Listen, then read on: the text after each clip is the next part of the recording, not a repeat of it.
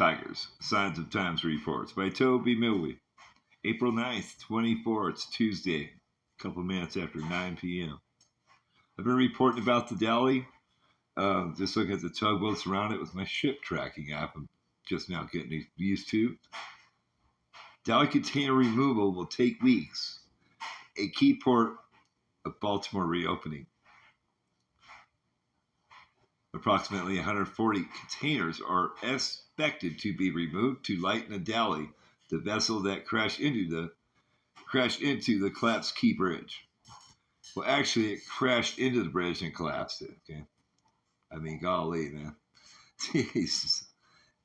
A Key Bridge Response 2024 unified command image of response crews removing shipping containers using a floating crane barge after the cargo ship Dali struck and collapsed the Francis Scott Key Bridge on April 7th, 2024 in Baltimore, Maryland. I don't think that's right either.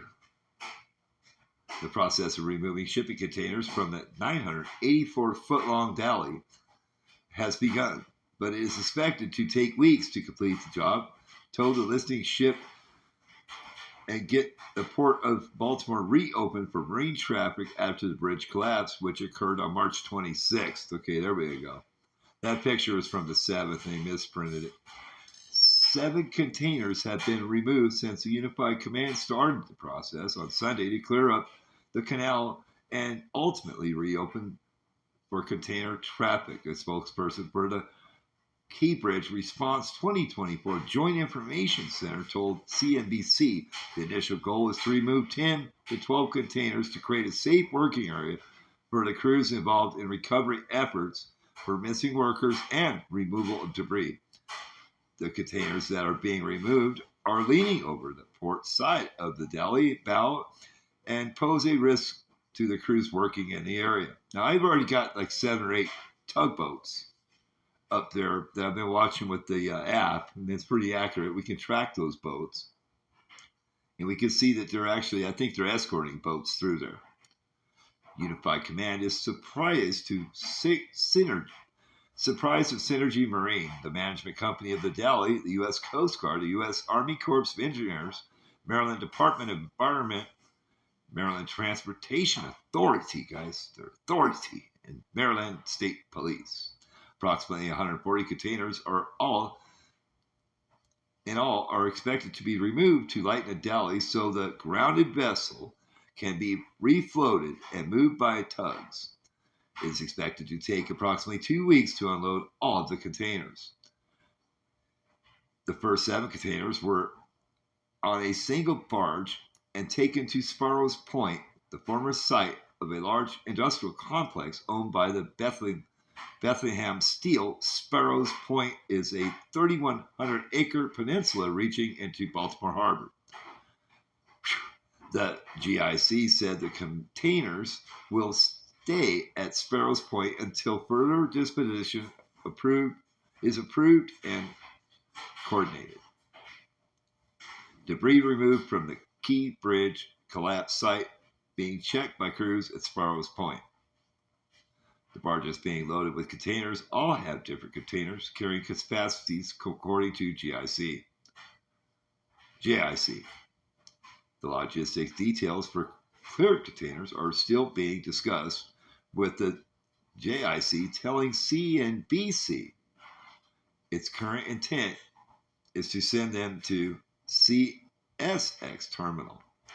A CSX spokesperson told CNBC, you got to say it like Howard Stern, guys, take a mouthful, and CNBC, the freight rail company, has expressed a willingness and desire to help with the recovery efforts in Baltimore, and said conversations are ongoing, but added we have no significant updates to report at this time. CSX was the first rail to start a rail service for diverted containers resulting from the accident and closure of the Port of Baltimore. Once the Dali is refloated and no longer listing, tugs will move the vessel to the CSX terminal as a Port of Baltimore. It is still to be determined how many tugs will be needed to move the Dali, according to the JIC. That is currently pending and is being planned out.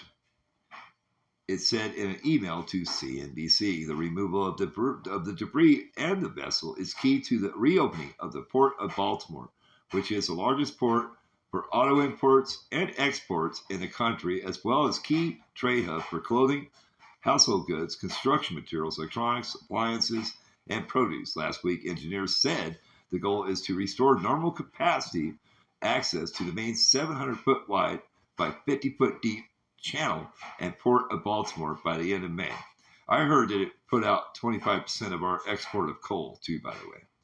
Aaron Roth, a retired Coast Guard captain and Chertoff Group principal, previously told CNBC there will be one telltale sign of when the channel is ready to open.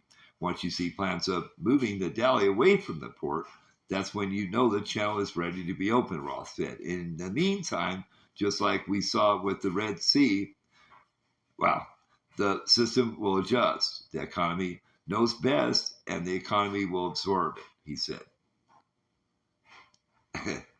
The new channel is currently open for smaller commercial vessels, including those involved in the recovery effort that are remarkably lighter and smaller. I got that up there. The size of vessels to the Coast Guard is 96 feet in length compared to the 984-foot long dali, the vessel that struck the Francis Scott Key Bridge after losing navigational control and destroyed the key piece of infrastructure. A tugboat pushing a fuel barge was the first vessel to use the alternate channel to bypass the wreckage of the bridge. The barge was carrying jet fuel for the Department of Defense. That makes me feel good, too. That's heavy. First bound for Delaware's Dover Air Force Base. We love it. We care about you. We're out.